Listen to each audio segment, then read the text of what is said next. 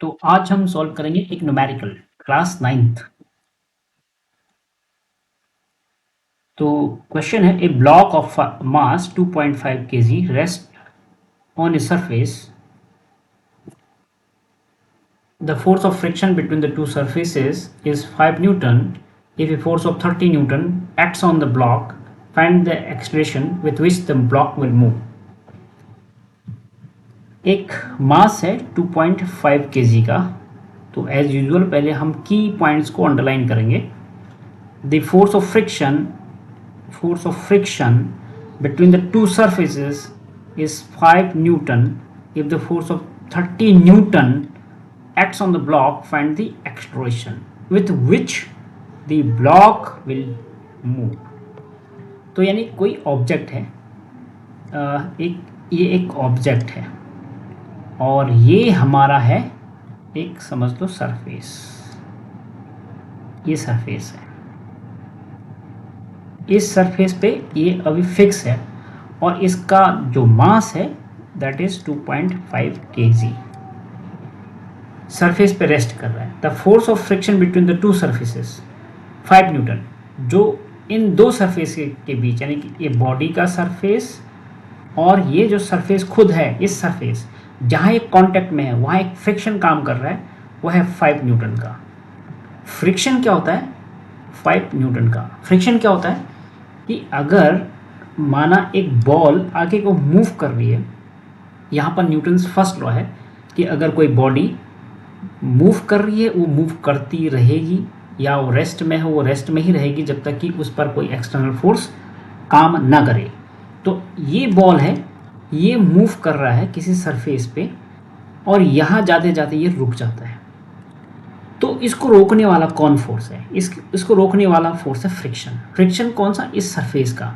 तो जब ये बॉल आगे बढ़ती है तो ये सरफेस उसको पीछे की तरफ धकेलती है, अपोजिट डायरेक्शन में।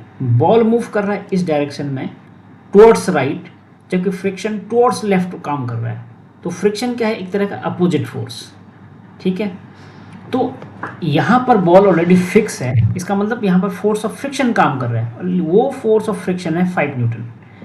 ठीक है, तो यहाँ से हम इसको तो करते थे इरेज कॉन्सेप्ट को। आप कॉन्सेप्ट को समझ गए होंगे फ्रिक्शन का। फ्रिक्शन हमेशा अपोजिट डायरेक्शन में लगता है जो मेन अप्लाइड फोर्स है उसके। तो यहाँ मेन अप्लाइड फोर्स कुछ होगा तो उसको नलीफाई करता है, यानी कि उसके इफेक्ट को ज़ीरो करता है आपका फ्रिक्शन। यहाँ पर वो है 5 न्यूटन का। अब क्वेश्चन ये है कि if a force of 30 Newton acts on the block, यानी कि इस ब्लॉक पर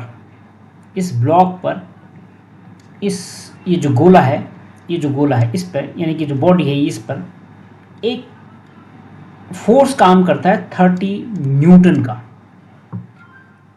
तो ये ब्लॉक आगे को मूव करेगा यानी कि एक्सलेट करेगा। तो क्वेश्चन ये पूछता है कि वो कितना है उसका एक्सलेशन होगा, यानी कि किस एक्सलेशन के साथ आगे एक्सलरेट करेगा। तो हमारे पास एक एडिशनली हम ये भी समझते हैं, एक होता है एक्सलेशन, एक होता है रिटार्डेशन। अगर बॉडी ऑलरेडी बहुत फास्ट चल रही है और ये धीरे धीरे रेस्ट पे आ रही है, यहाँ ये मोशन में है, यहाँ ये रेस्ट में आ गई, तो इसका मतलब बॉडी में क्या हो रहा है? रिटार्डेशन।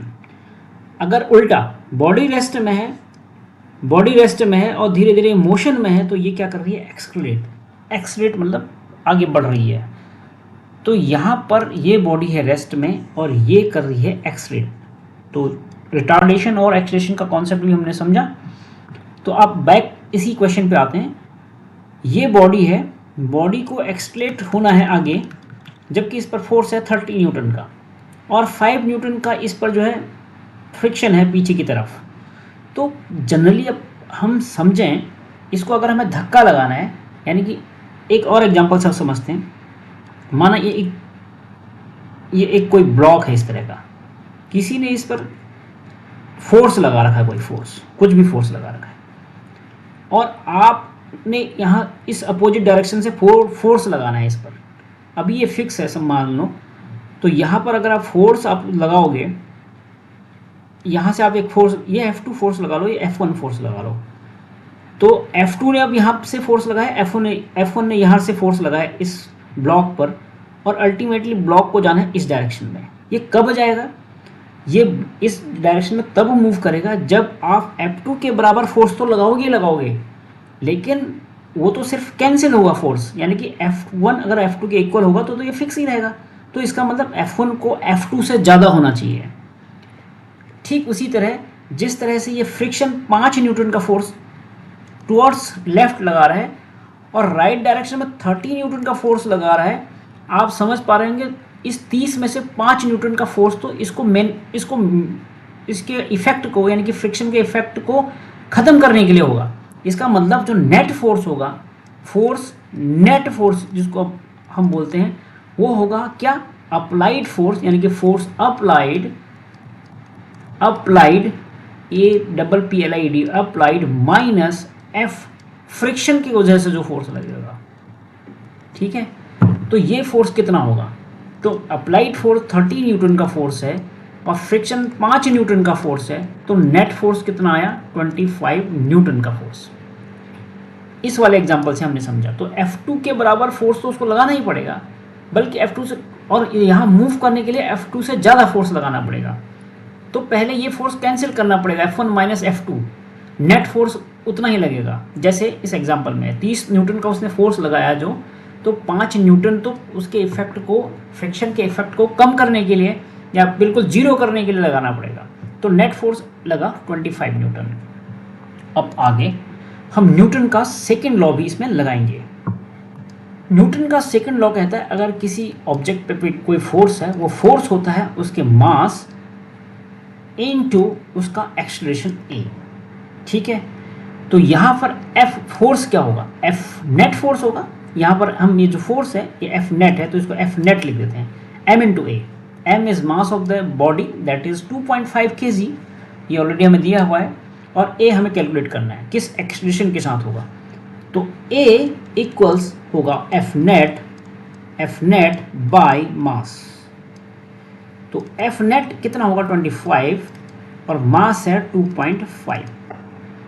यहाँ 2.5 को हटाने के लिए मैं न्यूमरेटर और डेनोमिनेटर में 10 से मल्टीप्लाई कर देता हूँ, तो ये न्यूमरेटर होगा 250, ये डेनोमिनेटर होगा 25।